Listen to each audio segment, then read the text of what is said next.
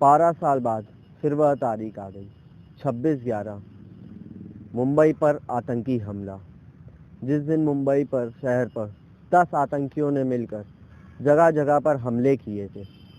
12 साल बीत चुके हैं इस बात को, लेकिन आज भी हमारे देश पर आतंकी हमलों का जो सिलसिला है वो रुक नहीं रहा है। इसी बारे में आज हम बात करने आए हैं लेफ्टिनेंट कर्नल रोहित शुक्ला से सर से। आज उनसे हम बात करेंगे 26/11 के उस हमले के बारे में, क्योंकि सर उस 26/11 के हमले के वक्त मुंबई में ही उपस्थित थे। आज हम सर से जानेंगे कि उनका क्या रहा अनुभव इस 26/11 के हमले के वक्त, और इतने सालों बाद आज इस हमले के बाद भी हमारे देश में हमले रुक नहीं रहे हैं। आइए चलते हैं, सर से बात करते हैं, जानते हैं उनसे उनकी बात। तो सर आप क्या कहना चाहेंगे? हाँ, देखिए, जैसा इन्होंने मेरा इंट्रोडक्शन किया है अपने सीनियर कॉरेस्पॉन्डेंट मानव पाल जी ने, मैं लेफ्टिनेंट कर्नल रोहित शुक्ला हूँ, जिसने तकरीबन 25 साल सेना में कलर सर्विस दी है, जिसमें कई साल कश्मीर में सेवा की। और मैं दुनिया की सबसे बेहतरीन मिलिट्री की training academy national defence academy Khadakwasla Pune से मैं ग्रेजुएट हूँ, वहाँ का एलुमनाई हूँ। बाकी बातचीत ना करते हुए तो मैं सीधा अब बम्बई के अटैक पे जाऊँगा। 26/11 की वो शाम थी जब मैं बम्बई में मौजूद था और मेरी फैमिली भी वहीं थी।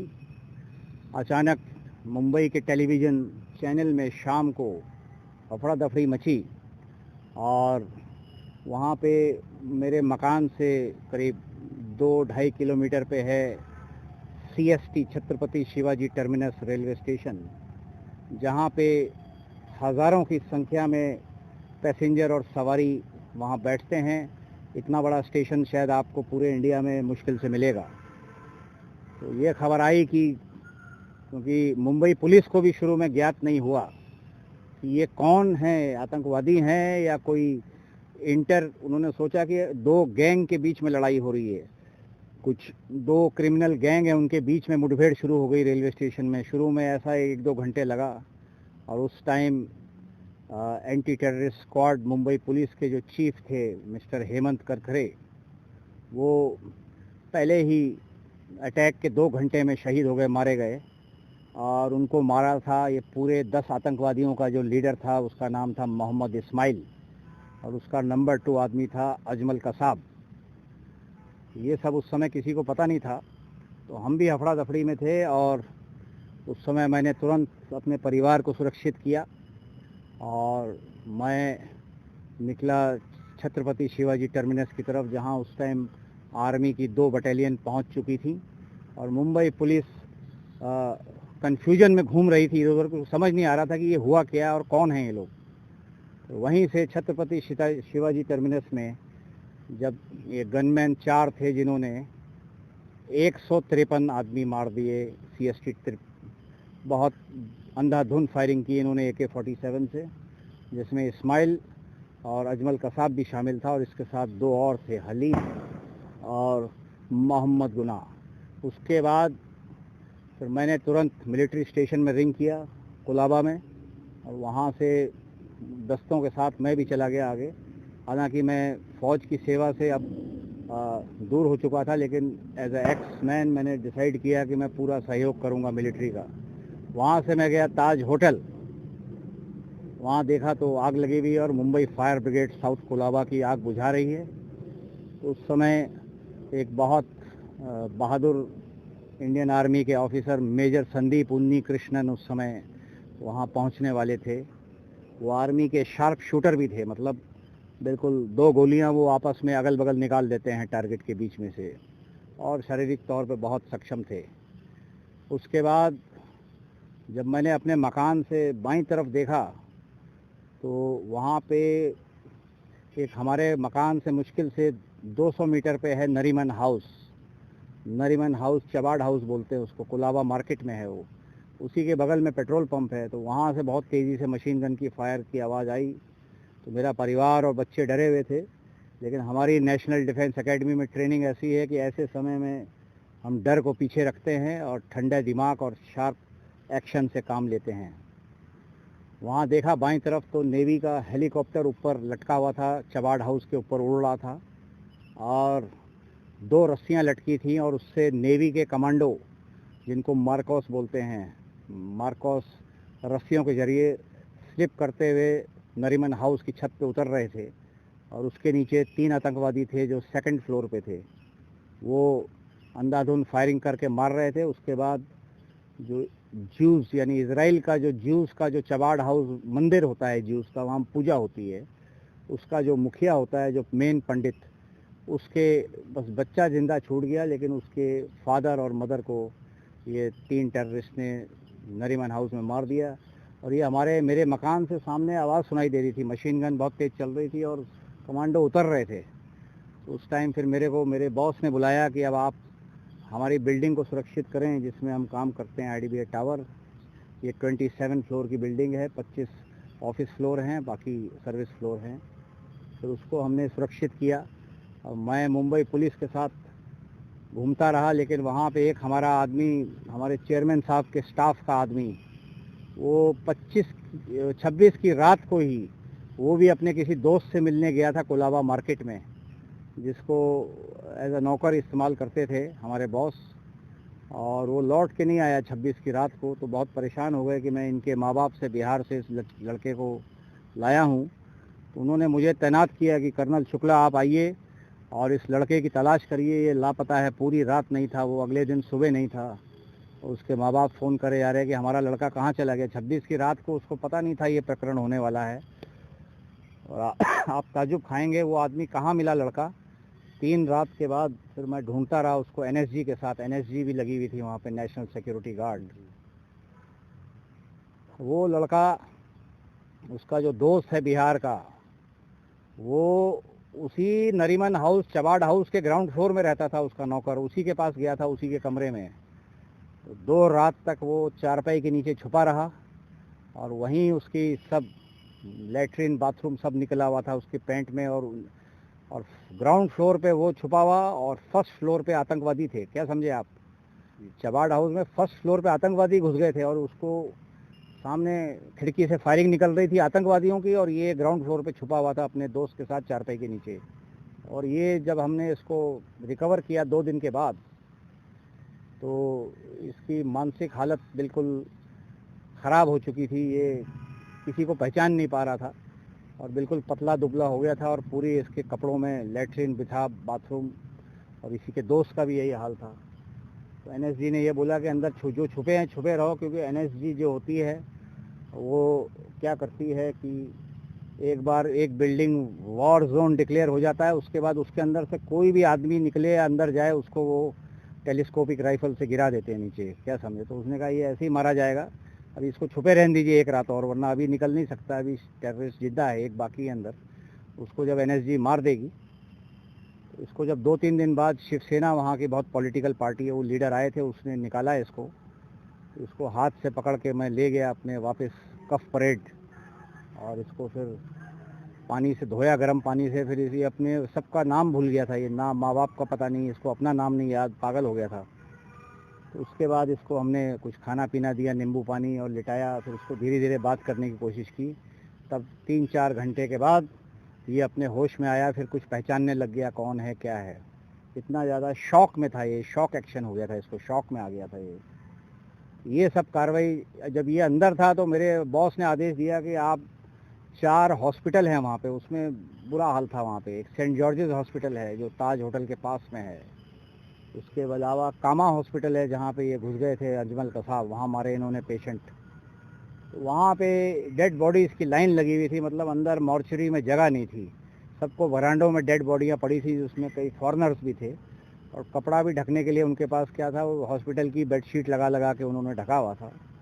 तो मेरे को बॉस ने काम दिया कि मेरे सर्वेंट को आप ढूंढिए, आप सब हॉस्पिटल में जाइए और डेड बॉडी चेक करिए, एक एक चद्दर उठा के देखिए कहीं वो उसमें तो है नहीं। तो बड़ा अजीब काम था, लेकिन मैंने कहा ठीक है। उनके एक असिस्टेंट के साथ मैं चला गया ड्राइवर को लेके, और फिर मैंने कई लिस्ट चेक की कि भाई उस आदमी का नाम उसमें तो है नहीं, कहीं मर गया है वो लड़का। ये बड़े बड़े इंटरेस्टेंट सीनियर कॉरेस्पॉन्डेंट के प्रेम की वजह से मैंने अपना समय दिया। इस समय आपको ये दिलचस्पी होगी कि इस समय हम लखनऊ के मशहूर लखनऊ कैंट में स्थित वॉर मेमोरियल के अंदर हैं, सेना का मिलिट्री वॉर मेमोरियल, जहाँ पे सब शहीदों की फ़ोटो और उनके बड़े बड़े कारनामे और उनके परमवीर चक्र के अवार्ड लगे हैं। तो हम इस हमारा ये बड़ा सौभाग्य है कि आज के दिन मैं इधर भी आने को मौका मिला वॉर मेमोरियल में, और मुंबई की कहानी, और मैं खुद भी कई साल कश्मीर में लड़ा हूँ, और हमारी मुठभेड़ ज़्यादातर रात के टाइम 2 टेररिस्ट ग्रुप हैं उस इलाके में। एक है हिजबुल मुजाहिदीन और दूसरा है जैश ए मोहम्मद। तो अगर उन्हीं की बात करें, हिजबुल मुजाहिदीन और जैश ए मोहम्मद, जैसे आपने बताया, तो अभी हमारे यहाँ देखें आतंकी हमले, अभी एक सुरंग टनल पाया गया जम्मू कश्मीर के सांबा इलाके में, जिसमें कि जो टेररिस्ट आए थे 4, उन्हें फौज ने मार गिराया है खूब। तो इसको देख के कहीं ऐसा नहीं लगता कि जैसे 26/11 की बता रहे हैं कि प्लानिंग दोबारा थी ऐसा ही कुछ बड़ा करने की, तो हमारे देश में कहीं ना कहीं आज भी जो सेना है वो कहीं कमजोर पड़ रही है कि वो आज भी इतनी सक्षम नहीं है कि ऐसे हमलों को रोक सके, या ऐसा क्यों होता है सर? इस पे आप क्या कहना चाहेंगे? देखिए, जो मुझे समझ आया आपके प्रश्न से, देखिए जम्मू कश्मीर आप कभी जाएंगे और वो बहुत पहाड़ी इलाका है। हर पहाड़ी इलाके में पूरी कोशिश करने के बावजूद एक एक इंच पे एक एक आदमी को खड़ा, सैनिक को नहीं किया जा सकता है। इतना लंबा बॉर्डर है, कई हज़ार किलोमीटर है, और पहाड़ियों में, नालों में, जंगलों में चलता है वो बॉर्डर।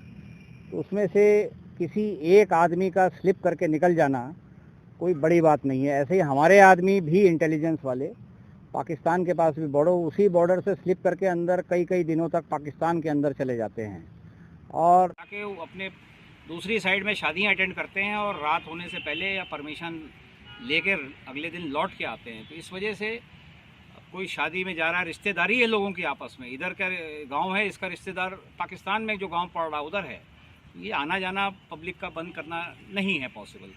कईयों में तो ऐसा है कि जैसे बहू इधर शादीशुदा है और उसका पिता माता दूसरी साइड पाकिस्तान वाले गाँव में है। इनको बोलते हैं खैम खानी मुसलमान, खैम खानी, ये राजस्थान के बड़े लॉयल मुस्लिम्स हैं, इनकी रिश्तेदारी है। इस वजह से 100% हर आदमी को सील करना बॉर्डर को मुनासिब नहीं है। हालांकि जो अभी तक सेना ने किया है कश्मीर में और राजस्थान में, वो उसका मुकाबला कोई किसी देश की सेना नहीं कर सकती, इतना ज़बरदस्त सील किया हुआ है।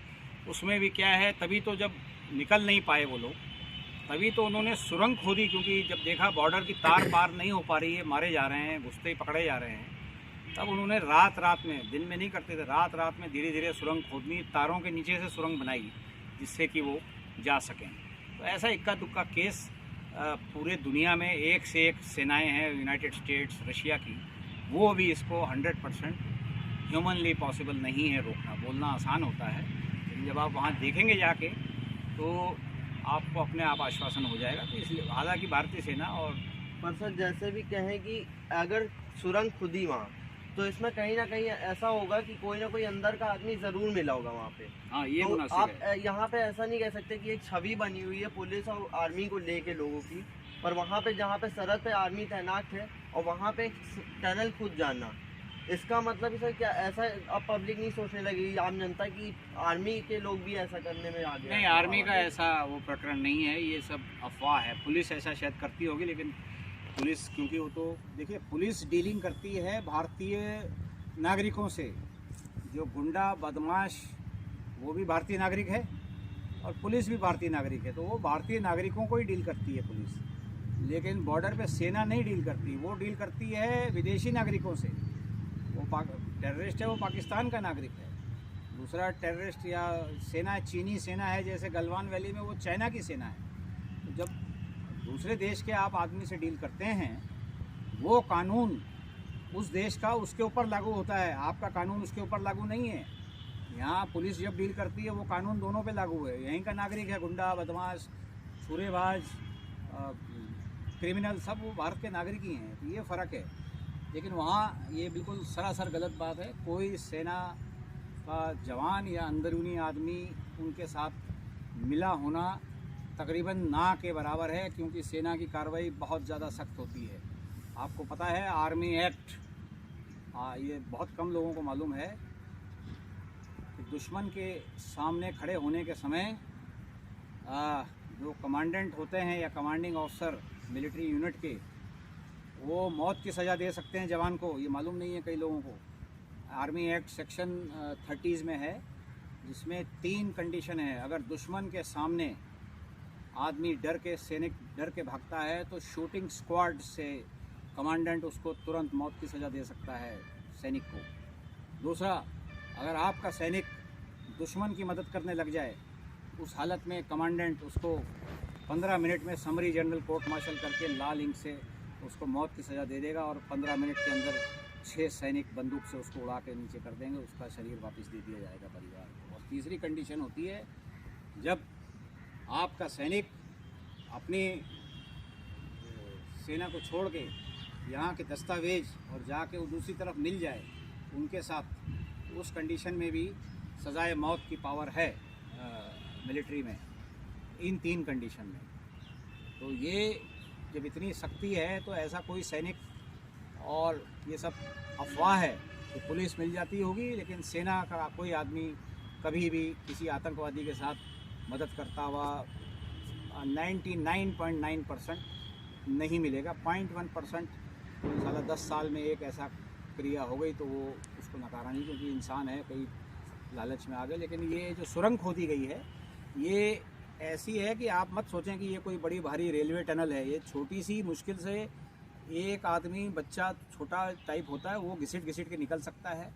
और ये केवल रात के टाइम खोदी जाती है, दिन में नहीं दिखते वो। रात के टाइम जब अंधेरा हो जाता है, धीरे धीरे छोटी छोटी खुरपियों से खोदते खोदते निकलते हैं, और इनको खोदने में बहुत टाइम लगता है। लेकिन ये कोई सुरंग आज तक ऐसी नहीं है जो पाकिस्तान के आतंकवादियाँ या उनकी सेना ने बनाई है, जो भारतीय सेना ने पकड़ी नहीं है। सब पकड़ी गई हैं, कोई ऐसी सुरंग नहीं है जो अनगिनत चलती रही है, वो सब पकड़ी गई हैं टनल, और वो टनल जितनी है सुरंग सब बंद करके ध्वस्त कर दी गई हैं।